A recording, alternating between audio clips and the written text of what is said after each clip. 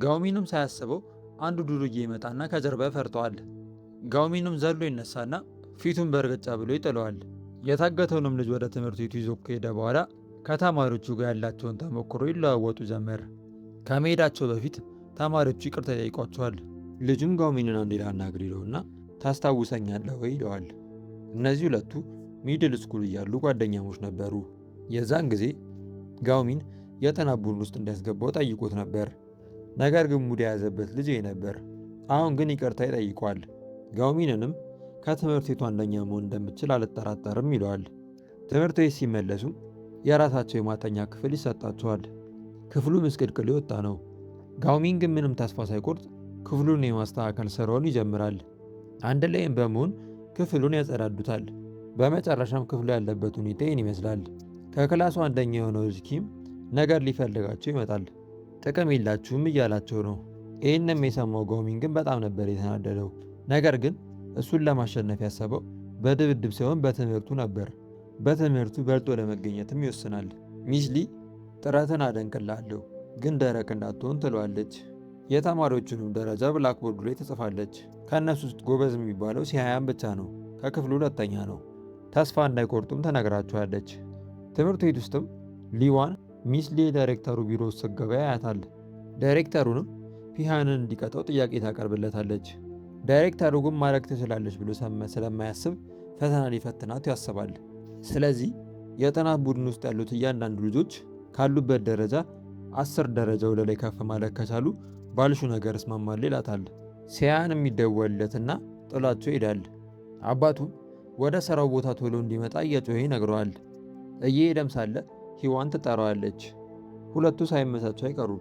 መንገድ ላይም ኪምና ጓደኞቹ ያገኟቸዋል። ሴዮንንም ይቀጠቅጡታል። ኪምም ሂዋንን ይዟት ይሄዳል።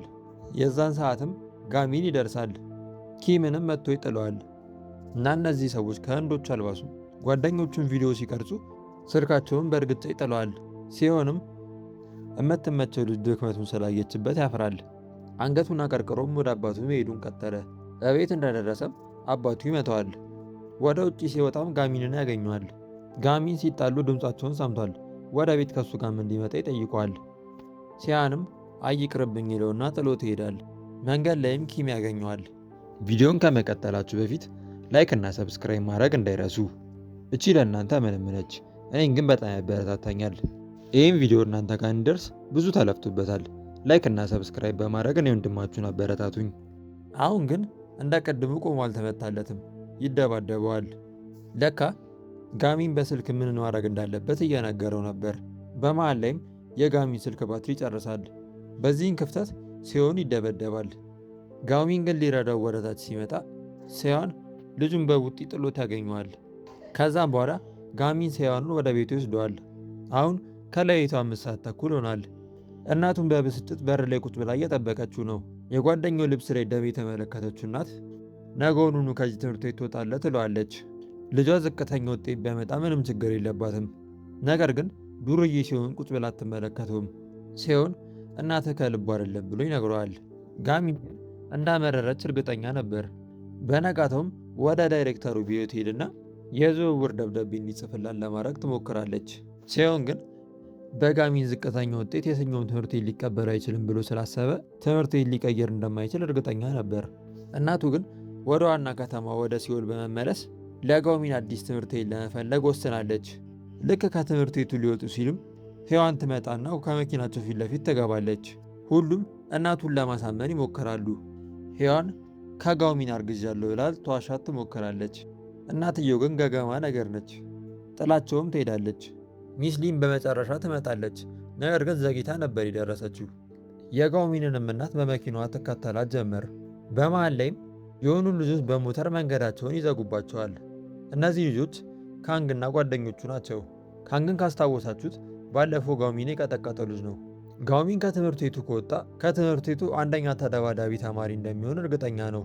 ሊጁና ጂዩም ከመኪና ይወጡና ከልጆቹ ጋር መደባደብ ይጀምራሉ። ጓደኞቹንም ደህና አድርገው ይጠፈጥፏቸዋል። ልጁም እናንተ ሄዱ ከዚህ ጋር ያወራለሁ ይላታል። ሚስሊም ሞተሮቹን ጣራ ማምሳ ወደፊት መንዳቷን ትቀጥላለች። በቦታው ሲደርሱም የጋሚን እናት ከሪል ስቴት ሻጮች ጋር እያወራች ነው። እሷና ሚስሊ ለረጅም ጊዜ ይተዋወቃሉ። ከዓመት በፊት የሚስሊ አስተማሪ የሆነችው ሚስ ዉ ባልታሰበ አደጋ ትሞታለች። የጋውሚንም እናት በዛን ጊዜ መክራ አጽናንታት ነበር። ሚስሊም የእሷን ምክር ሰምታ ነበር እዚህ ትምህርት ቤት ለማስተማር የወሰነችው። ጋውሚንንም ብዙ የረዳችው ሚስሉ ናት። ጋውሚን እስካሁን ስለሰራው ነገር ሚስሉ ትነግራታለች። እናትየው ከልጇ ይህን ሁሉ ነገር አልጠበቀችም። ልክ ልትስማማ ስትል እንደፈረደባቸው አዲስ ችግር ያጋጥማቸዋል። ፓይሃን ሚስሊ እሱን ለማባረር ለዳይሬክተሩ እንዳናገረች ይደርስበታል። ዱርዬዎችም ይልክባታል። ልክ ጋውሚን ሊጣላ ሲል የጋውሚን እናት ቀድማ ትመታቸዋለች። እናቱ የቴኳንዶ አስተማሪ ነች። እናትና ልጅም አንድ ላይ በመሆን ዱርዬዎቹን ደህና አድርገው ይቀጠቅጣቸዋል። ሚስሊም ለፖሊስ እየደወለች ሳለ አንዱ ልጅ ወደ እሷ ይተኩስባታል። ጋውሚን ሄዶ ቢያስጥለውም ግን በጣም ዘግይቶ ነበር። እናትየው እሷን ልታድናት ስትሞክር ጭንቅላቷ ይመታና ትወድቃለች። ሐኪም ቤት ውስጥም ሆኖ ጌን ያፕ እውነቱን ይነግረዋል። ፓይሃንንም ለመበቀል እንዳያስብ ይነግረዋል። ፓይሃን 3 ጓደኞች አሉት። ዴቺሆ፣ ሳንቺሆ እና ሚንቺሆ ይባላሉ። በለው ስም 3ቱ በጣም ጠንካራ ናቸው። በእናቱ መጎዳት በጣም የተበሳጨውም ጋሚን ሊጣለው ሮጦ ይሄዳል። ሳንቺሆ ግን መሬት ላይ ጠፍንጎ ይዘዋል። ፒሃንም ቀጥቅጡት ግን እንዳገሉት ብሎ ይነግራቸዋል። ሊደባደባቸውን ቢሞክር ግን አልቻላቸውም ነበር። መሬት ላይ ወድቆ እንዳለ አጎቱ ያስተማረው ነገር ትዝ ይለዋል። በእንደዚህ አይነት ሰዓት መረጋጋት በጣም ቁልፍ ነገር ነው። ረጋ ብሎም ከወደቀበት ይነሳና አጎቱ ያስተማረውን ሚስጥራዊ ቴክኒክ በመጠቀም 3ቱንም ይቀጠቀጣቸዋል።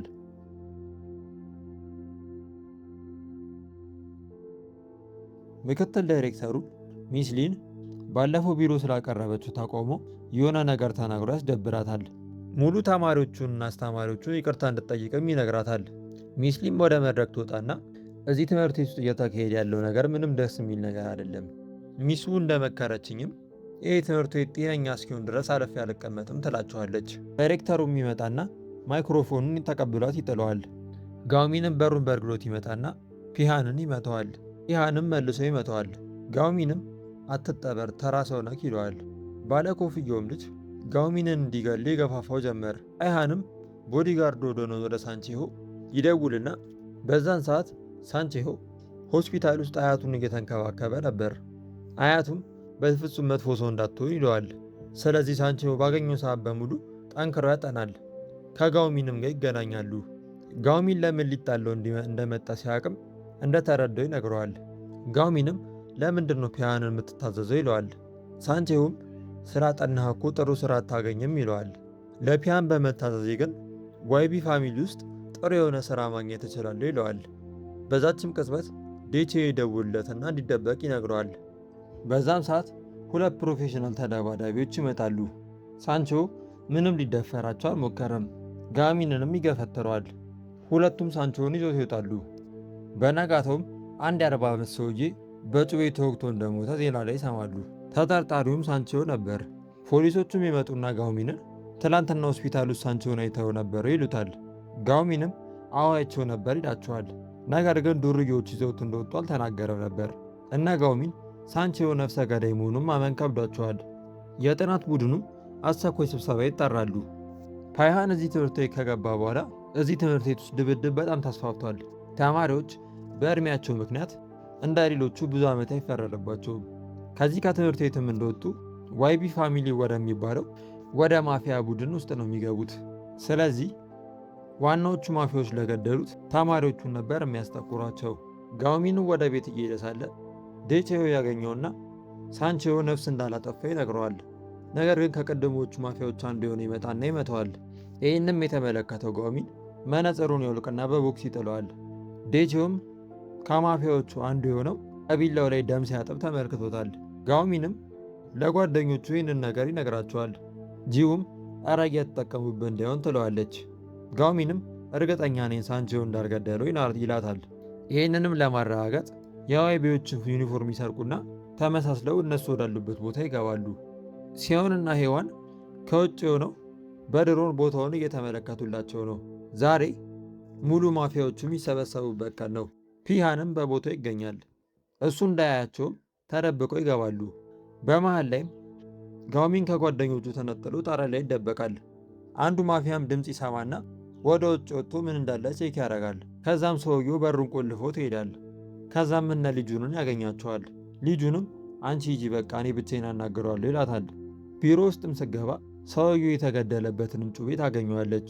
ልክ ልትወጣ ስትልም የኮቴ ድምፅ ትሰማና ጠረጴዛ ስር ገብታ ትጠበቃለች። አሰልጣኙ ግን ያገኛታል። ሊጁን ብዙ ቦታ ቢጎዳም ግን አሰልጣኙን ያሸንፈዋል። ሊጁም ትያዛለች። ጋውሚንም እዛ እንዳለ ሚስሊ ትደውልለታለች። ምትለውንም ለመጻፍ ደብተር ለመውጣት ሲሞክር አምልጦት አንዱ ዱርዬ ላይ ይወድቃል። ዝቅ ሲልም ዱርዬዎቹ ጂቡን ይዘዋት ሲወጡ ይመለከታል። ስልኩንም አጥፍቶ በሩን ይቀጠቀጠው ጀመር። እንደ አጋጣሚም ሂዋን ድሮኑን መቆጣጠር ይከብዳታል። ባለኮፍያውም ልጅ ያነሰውና ድሮኑን ይሰባብረዋል። አሁን ጓደኞቻቸውን የሚያዩበት ምንም አይነት መንገድ የላቸውም። በመሃል ላይም ሳንቼው ይመጣና መኪናቸው ፊት ለፊት ይቆማል። ክፍል 3 ይህን ይመስላል። ክፍል 4 የሆነውና የመጨረሻውን ክፍል ለመመልከት ላይክ፣ ሼር እና ሰብስክራይብ ማድረግ እንዳይረሱ። በቀጣይ ቪዲዮ እስከምንገናኝ ድረስ ደህና ሰንብቱ።